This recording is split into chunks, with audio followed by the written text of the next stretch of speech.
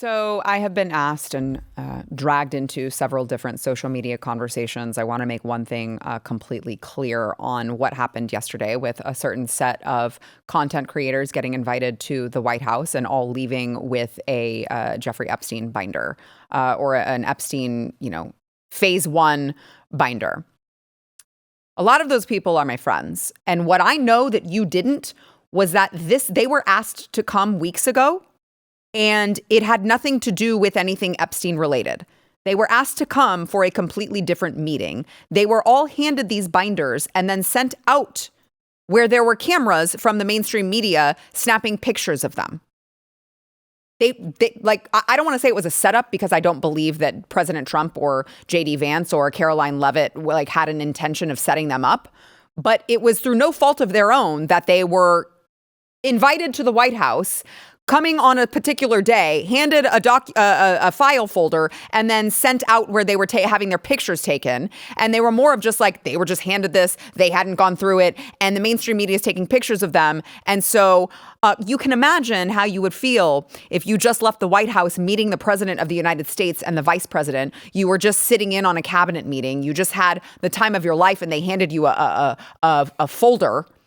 And you walk out, and poor CNN's on the sidelines watching you leave the White House. You better believe you're going to give a little smile and a little wave to the legacy media, who is completely irrelevant.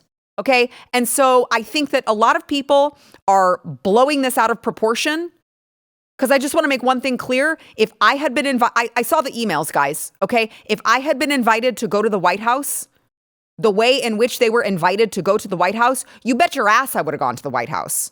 I hope that that's me someday. So people who think that they know everything, they think they know exactly how this went down, you guys don't know what you're talking about. It was not ill-intentioned. It was not a bunch of content creators being provided documents that were not going to be provided to the American people. And certainly the content creators were not the ones who were behind some big secrecy plan so that they could get the information and gatekeep it for you. That's not actually what happened. So stop talking shit about my friend Chad Prather, I have to say.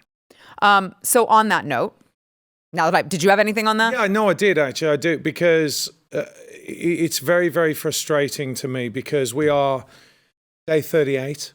Yeah. Day 39. You're finding dumb things to fight about. And Stop. No, that's exactly right. I'm like, if you'd have said back before we won the election, which we didn't know we were going to win, that Kash Patel would have been in there, and Pam Bondi would have been in there, and RFK would have been in there, and Tulsi would have been in there, and J.D. Vance would have been in there doing what he did today, and Trump would have been doing this, and then Elon would have been doing that, you would have lost your mind and said, that is just absolutely not possible in my wildest dreams. So that's the first thing. And the second thing is, and I said this today on my YouTube channel that you should go and subscribe to, is that you got to remember this, guys. We're normal people. Mm-hmm. These guys are normal people. A lot of them came out and stood up when they had everything to lose. Mm-hmm. And they got a lot of followers for it. That's one thing. They are the alternate media, right? That's who they are right now. So when you walk into that room and you have, like all of us, like you guys, have watched J.D. Vance and watched Trump from the sidelines, and you've gone out there and you've spent all your capital, you've been called all these kind of names and been disinvited from family parties and this and that, and then you finally go in there and Trump is there. Oh no, because I've been there, right? I know. All right. I know. All my friends have met President Trump and I haven't. I got it. It is an out-of-body experience to be there. Wait, actually, I did meet him. I shook his hand. I asked him a question and shook his hand. I just want to take the picture with him. I asked him a question about January 6th prisoners and I shook his hand, but it just doesn't feel the same. I need to be next to him. Well, I was only there with him for an hour. Oh my God. But anyway, I hate you so much. But here's the thing, and Eric's over here we just made $1 million and it's February. That's I only spent an hour with the president. I'm going to Universal with my kids all week next week. You told him now you're going to get stalked. Oh, no. No, but here's the point is this. Look, you are not a normal human being if you aren't in a historic moment. Yeah. And recognize it and go, this is an out-of-body experience, right? This is weird. So like you said, it wasn't just Trump. They had Trump, they had Vance, Pam Bondi, Kash Patel, and these guys are sitting there and they're taking this all in. And there's no reason to think that they're not being honest because they had everything to lose before. Yes. Like this is then they're called the grifters. I hate this thing where they're called grifters because there's somehow they think that it's okay for Rachel Maddow to make $25 million a year doing one show a week. And then there's some people that sell merch to provide for their kids and they're on your side. Like, we got to get over this. And then you're right. They get given that binder. They come out and they're basically saying, I'm sorry, it's going to get a beep. You look, we're here now, right? And I see our side go, turn on them and rip them apart and say all these things about them. And I'm like, guys, you got to stop. Like, we all want to hear the Epstein. There's nobody who wants to hear about Epstein more than me, right? Considering where I came from, right? Yeah. Hollywood. There's nobody who wants it. But guys, they're on the team. They're our friends. And we're not just saying it because of our friends, because there are other people that are not our friends anymore because we didn't like what they were doing. But there's no reason for us to believe when you've got Chad and you go, I don't know DC Drano, but he comes out and he talks. I'm like, I do. That's completely reasonable. Yes. Then Viva Frey comes out and says the same thing. And I'm like, that's completely reasonable. Slow down. Yes. And by the way, in regards to Chad and DC Drano, I know that, so Chad posted a post with the picture that was verbatim language that DC Drano used in his post. And they're like, they're told to use the same talking points. Guys, Chad Prather is not retarded.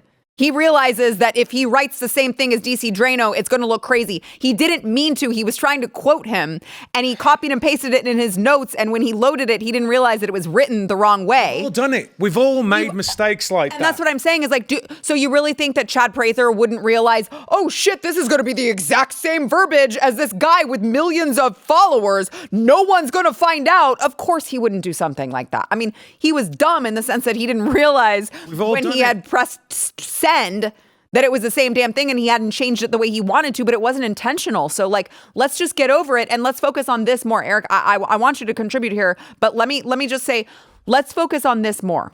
Okay.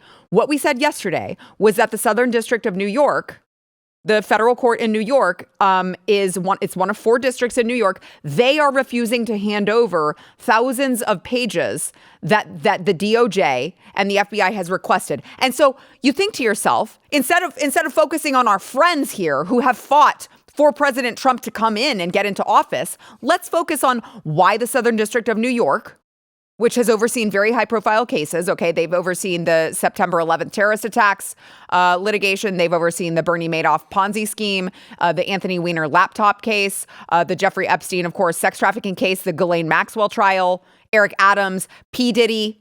Okay, so they've overseen a lot of high-profile cases. Well, the assistant U.S. attorney for that particular district is Maureen Comey. I said Maureen Comey. Why does that name sound familiar? Because it's the daughter of former FBI Director James Comey. She was one of the 3 lead prosecutors on the case against Ghislaine Maxwell and also one of the lead prosecutors on the case against Jeffrey Epstein before, he killed himself or something. So why don't we instead look into, isn't it interesting that we're being stonewalled by the same place that you have James Comey's daughter in charge of all of these important investigations? Maybe we should focus on, preventing her from having any access to this shit. So can we just let's just all band together again and look into that rather than arguing about content creators showing up at the White House and getting a chance to talk to people who you would jump at the opportunity to do the same thing. Eric? Yeah, this has been, on my feed, top to bottom, it's been a very interesting one because the angle, as you bring up, that some of them are friends of the show, some we've done shows with in the past that were there. And the entire narrative is that these obviously are quote unquote grifters. They've been given a narrative. And to me, I'm like, okay, obviously the only one that I think I know that was out of that whole deal that I knew personally, probably had to been Chad, right? Outside of the others, I never had anything to say to them or anything, so I can't speak on them at all. But I guess their angle is, well, they were paraded around they were given these narratives, and then they are angling, I guess, this whole conversation like they tried to gatekeep an exclusive, right, that they got, which turned out to be more of a nothing burger. So my whole thing about this is I'm just analyzing this objectively. Look, usually I'm the one at the round table that's pushing back on a lot of this just shield bullshit anyway, right? It's usually me anyway. So bet I'll be the last one to get invited to the White. But that's why I'm here, right? That's I feel like that's why I'm here. That shows that we're not just in some damn echo chamber right there. So it's like, to me, I'd say maybe the content creators and all those influencers or whatever you want to call them, if they feel like they were set up. Or on the other hand, I'm trying to look at all these other also influencers bitching at the other influencers about the position that they in, but they also shield for the same government. I'm like, somebody got lied to. Yeah. And I know that I know you don't want to go there, right? You're talking about like the administration and shit. I will, because it sounds like you did get set up. It sounds like that's exactly what happened. It sounds like that you were out there to get to kind of roll out there, and then it turned out to be a nothing burger, and you took the fall for it. So you shouldn't. I know I'm looking at all these influencers fighting each other. I'm like, if I'm one of those guys, I'm turning to the people that are like, how in the hell did you just set us up like that? You called us over here to be a part of whatever this was. It had nothing to do with the Epstein files. On our way out, you give us this binder that's supposed to have this exclusive stuff. You say on the front of the binder that it's the most transparent government that you ever had. I'm looking to the administration and all of them and like, what the, excuse my language, but what is this? Yeah. What is this? That's the question that I'm asking. And then I'm sitting there reading all these data, like, I'm like, who the hell is in charge? Because I'm seeing Bondi's like, well, I thought I told the FBI to have this shit on my desk by X amount of time. Is Kash not in charge of the FBI? Somebody's lying, Sarah, and I know that nobody wants to admit it because it's like, well, I got friends on both sides. Trump is supposed to be our guy, so-and-so. The optics look terrible top to bottom. But what you can't come out of this situation is saying that there is not a liar somewhere. Somewhere. Who is it? So sure, I'll give you this. Somewhere, a liar or someone who is too incompetent to be in this administration because they had to have seen how bad the optics of this Fair enough. Right? Fair enough. But I certainly don't believe that it was the work of President Trump or J.D. Vance or Pam Bondi or Kash Patel or Caroline Leavitt themselves to go, you know what, we're going to invite these influencers here and then we're going to coordinate that on the same day that we invite them here, we're going to drop these, this binder full of, I don't think that this was a preconceived, ill-intentioned thing. I think that this was a giant up from top to bottom that someone, to your point, needs to take responsibility for. Somebody has to. And again, if I'm one of them, I'm not putting. It's hard for me to put myself in their position because, like I say, I've never been that guy. I've been the guy for as long as I've been talking. I mean, it's been since 2014, 2015, I've been showing up like here at the Blaze talking my shit, right? So for a while now, I've been the guy that's been giving the pushback for the most part and then getting the shit because people are like, oh, that guy, he's anti-conservative, all this other stuff. So I'm just looking at it objectively. I'm like, if I'm y'all, I'm trying to figure out who is the person that set up this whole deal? Who sent out this stupid tweet with the Rick roll and all that? Like, whose bright idea was that? Because, yeah, either they are bad apple or, to your point, Sarah, it's more than incompetence. I'm talking retardation. That's what we're at. Yeah. Really quick. What I think about this is that I know right now that the Trump administration is moving forward at light speed pace, right? Sure. They're moving, and people, a lot of the time, are fighting to catch up with it, right? They're like, blah. And so, like I said, day 38, we're at, I think it's 38 today. That's it. So what we've got is, we are so skeptical of all the lies that we've been taught in the past. We're so skeptical of nefarious players and all this. I'm just like, take a breath. As you said, people, the funny thing on the other side of it is people are so fast to be the ones to break the story that these guys are the bad guys, that they didn't just take a minute, just don't just rush to be the guys that are out there having the hot take, right? Yeah. Like, just give it a minute. I'm sure that something's going to come out. Now, it might be their incompetence. It might be no good deed goes unpunished. They're trying to move fast so quickly. They're like, hey, take this or whatever. This is not quick. Go to break. We need to go to break. If you like this clip and you want to see the full episode, click here. And if you want to subscribe to the channel, come on, you know you do. Click here.